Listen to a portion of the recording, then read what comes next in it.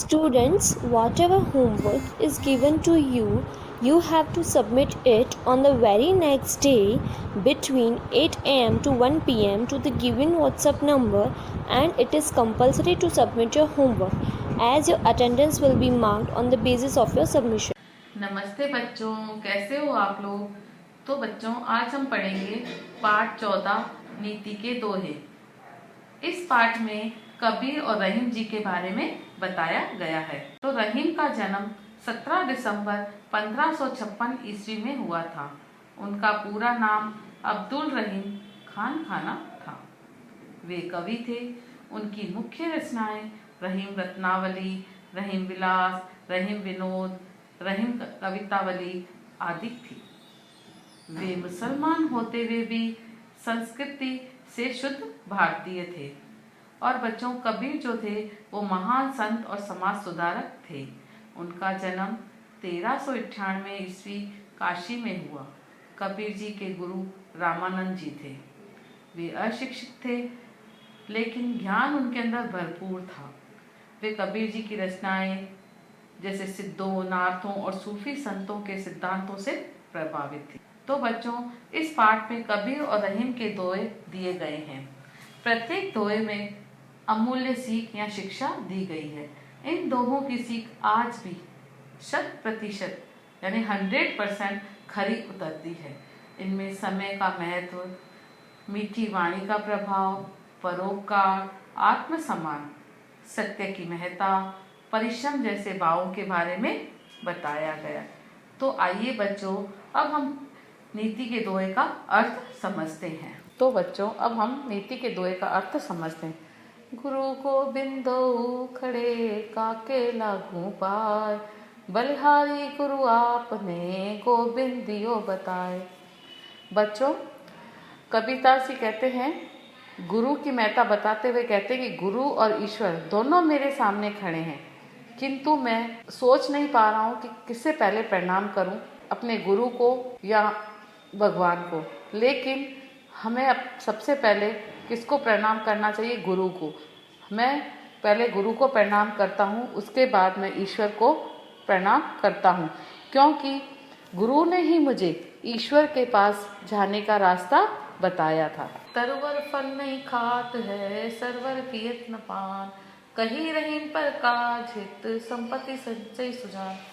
तो बच्चों, जिस प्रकार से तरुवर माने पेड़ अपना फल नहीं खाते हैं, और सरोवर यानी नदी, तालाब, सरोवर जो है अपना पानी खुद नहीं पीते हैं, उसी प्रकार से रहीम जी कहते हैं कि जिस प्रकार से सज्जन लोग, अच्छे लोग, उत्तम लोग होते हैं, वह अपनी संपत्ति या कुछ अच्छी बातें दूसरों की भलाई की हित की इच्छा के लिए करते हैं। वे हमेशा दूसरों की भलाई करते रहते हैं।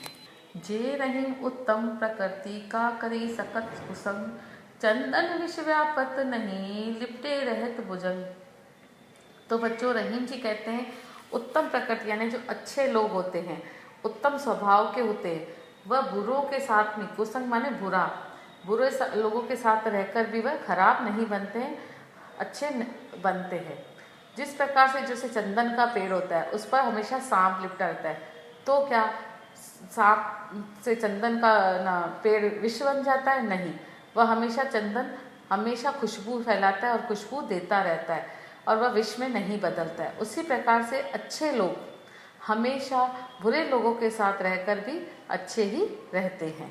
ऐसी वाणी बोलिए मन का आपा को, औरन को शीतल करे आपो शीतल हो।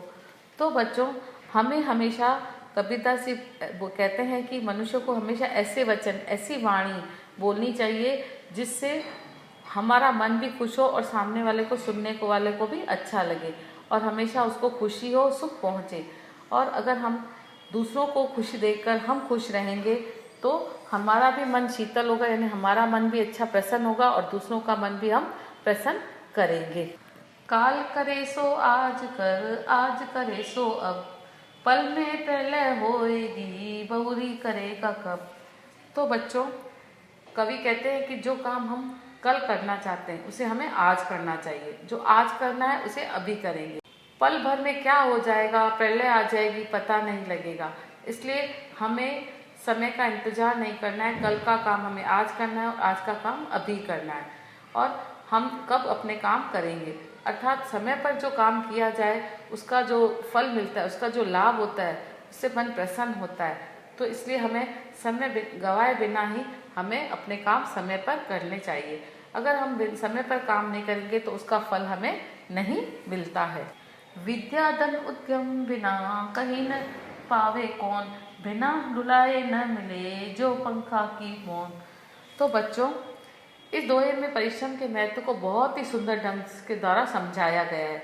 जिस प्रकार बिना मेहनत के, अर्थात बिना हाथ हिलाए हमें पंखे की हवा नहीं मिलती, उसी प्रकार हमें विद्या रूपी धन भी बिना परिश्रम के प्राप्त नहीं होता है। तो बच्चों, अगर हम पंखा हाथ में लेकर खड़े रहेंगे तो क्या हमें हवा आएगी? नहीं, हमको उसको हिलाना पड़ेगा तो वो हमें हवा मिलेगी। तो बिना परिश्रम के हमें कुछ भी प्राप्त नहीं होता है। समय दशा कुल देख के लोग करत सम्मान, रई मन दीन अनाथ को तुम बिन को भगवान। तो बच्चों, जिस प्रकार से रहीम जी कहते हैं, समय दशा और कुल देखकर लोग क्या करते? सम्मान करते हमारा, यानी हमारा समय अच्छा हो, हमारी दशा और हमारा बड़ा कुल हो तो लोग हमारी महत्व को समझते हैं, हमारा सम्मान करते हैं। लेकिन जो दीन यानी गरीब लोग होते हैं उनका केवल भगवान होता है, उनकी सहायता कौन करता है? भगवान करते हैं। और इस दुनिया में गरीब को कोई भी इज्जत नहीं देता है, खाली भगवान ही उनकी सहायता करते हैं।